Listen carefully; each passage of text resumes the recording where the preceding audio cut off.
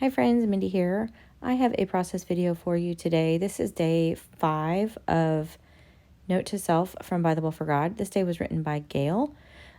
Gail, as everyone probably knows, is Patio Ponderings over on Instagram. And I'm going to keep my page pretty simple today with having this typewriter be the focus. And so this is an older stencil from Bythewell4God, and it's too big for my page. I thought about trying to put it down the middle, but I just feel like that's going to cause me more problems because of the gutter. And so what I ended up doing is just pushing this over to the left side. I'm just going to keep it kind of focused over on that side. So I'll lose some of it, but that's okay. I have just a little bit of washi up there just to kind of tack it down, mostly because my my journal on that side is a little bit lumpy because of all of the dimension from the pages. So I am using some Distress texture paste. This is the matte finished one, and I'm just applying this here with my craft knife, trying to get a pretty decent coat. I'm starting from the gutter and working over to the left side. It just seemed like the best way to do this. And then I'm coming in, and at this point I'm kind of applying a really thin layer, but I really want this this texture paste to be nice and opaque. And so in order to kind of achieve that look, I need to have a little bit more texture paste on there than what I do now.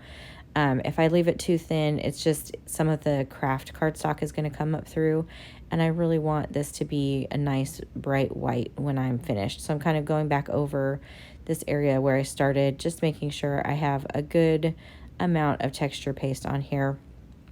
And then of course all that excess you can scrape off and put back in your container. It's important to note also, whenever you're working with texture paste, you do not want that to dry even for a second on your stencil. So it's important to immediately go wash that, or have a little bucket of water sitting next to you or something that you can put it down in until you can wash it really well. So the next thing I'm doing is I'm coming in with this is the Tim Holtz Distress embossing glaze, and this is a translucent embossing powder basically. And so I am using the color of Broken China, but this is why I wanted to make sure that texture paste was a really good coat of white, so that I can get the most kind of color out of this texture paste. So it's fun to play with the fact that it's translucent in different ways, but for the look that I was going for, I really wanted to have the bright white kind of behind there. And I'm just tapping off all of the excess onto this sheet of paper, and then I will just funnel that back into my little bottle there. And for right now, I'm just going to let this dry. So my texture paste is wet. I applied the embossing glaze, and then I let it sit for a couple of hours. I probably should have done that overnight or a little bit longer, just because I had such a thick amount of texture paste on there. It's hard to tell from the camera, but there's a good bit on there. And so I am coming in now a couple hours later here with my heat gun, and I'm just heating this up. And I apologize, it keeps focusing on my heat tool instead of on the page, but you can kind of see, if you look closely, that the texture paste is kind of bubbling. That's because it's not dry all the way. So as I'm heating up the embossing glaze, the texture paste is bubbling up, which is fine. It just gives it a little bit extra dimension, but also that it does flatten kind of back down. So I wasn't really worried about it. Sometimes you can even get those to pop, and it looks really cool. That really wasn't the look I was going for, but I didn't have any do that. It just kind of bubbled up while it was, because the air gets trapped in there. But it worked out okay, and then eventually the rest of it dried, so it was fine. And then I just went around with some of this is ground espresso archival ink, just to kind of distress the edges. So I was kind of trying to decide what I wanted to do next, and I'm just checking on those areas of my little texture paste, just making sure everything was okay. And I want to kind of do a little title, and so I'm going to use this stamp set. This is So Noted, and I'm trying at this point I'm trying to decide if I want to stamp this directly onto the craft paper or onto something else. I'm afraid, because my book is pretty textured along there, that I'm not going to get a really good stamping impression. So I decided to go ahead and just do that on a separate sheet of paper and add a title. But I wanted to just distress my little typewriter just a little bit, and not too much because that kind of would defeat the whole purpose of me having that white texture paste under there. But I'm just kind of going around and hitting some of the high points, just adding a little bit of color in there, and even down into like the actual craft space in between the typewriter keys there.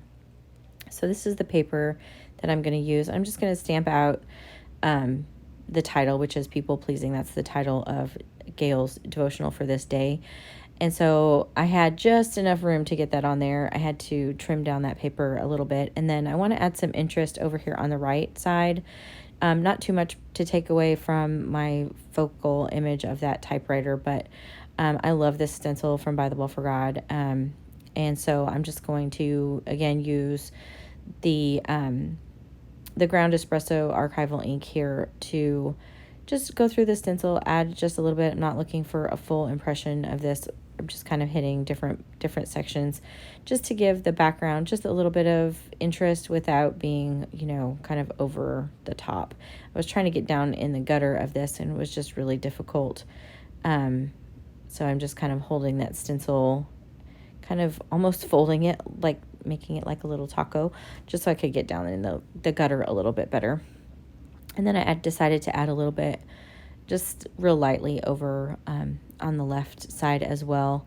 Most of that up at the top gets covered with my title anyway. So, and then basically everything is now just a matter of gluing everything down. So off camera, I wrote out my scriptures and my notes and everything on some journaling cards and on a tag. And I like to write out all of the scriptures. I always do that when I'm working in a journal like this.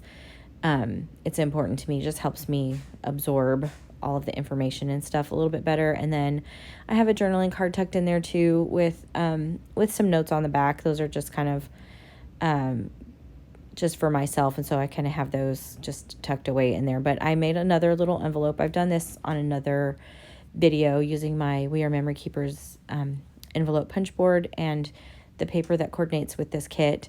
So I created a little envelope, and then I put Gail's picture on the front, and I'm making just a tuck spot out of this envelope. So I'm only putting glue on two sides here. That way I can kind of insert those other pieces from the left side. So it just gives me a little bit more room to be able to do that. And a side note, I'm sorry if you hear construction noise. We're in the middle of a kitchen remodel, so there's a lot of noise happening in my house right now. But anyway, so that pretty much does it for me. I'm going to add some washi tape just for, again, another little layer of interest. And so I have this washi tape that looks like the manuscript paper. And so I added it up here at the top and just a little piece, and then I'm going to add some down kind of in the bottom left corner as well, just to kind of give it a little bit more interest in the background, and also to kind of tie in that paper that's over there on the left, because that's what I spelled out the title on. And so I decided to do a little piece here tucked kind of behind the envelope and across the over to the gutter. And then what I'm going to end up doing is actually pulling up that piece that I did up there in the top right hand corner, and I'm going to run a piece all the way across the top just for a little bit more interest. Kind of helps frame everything in. I had burnished this down with some washi with a bone folder, so it took me a second to be able to get that up. But here you see me going in with that roll. I believe that this is Tim Holtz washi tape. I could be wrong about that, but I believe so. And then just in the gutter there, I'm going to use an X-Acto knife to trim that down. And then I will tuck my little notes there. I have my flashcards that coordinated with the kit tucked in the envelope. And on the back of the flashcards, I have the verses written out. And then again, like I said, I have a journaling card and a tag as well with some additional scripture and notes on there. So that really wraps up my page for today. If you like this video, I would really appreciate it if you gave it a thumbs up. Subscribe to my channel if you haven't already. And until next time, bye-bye.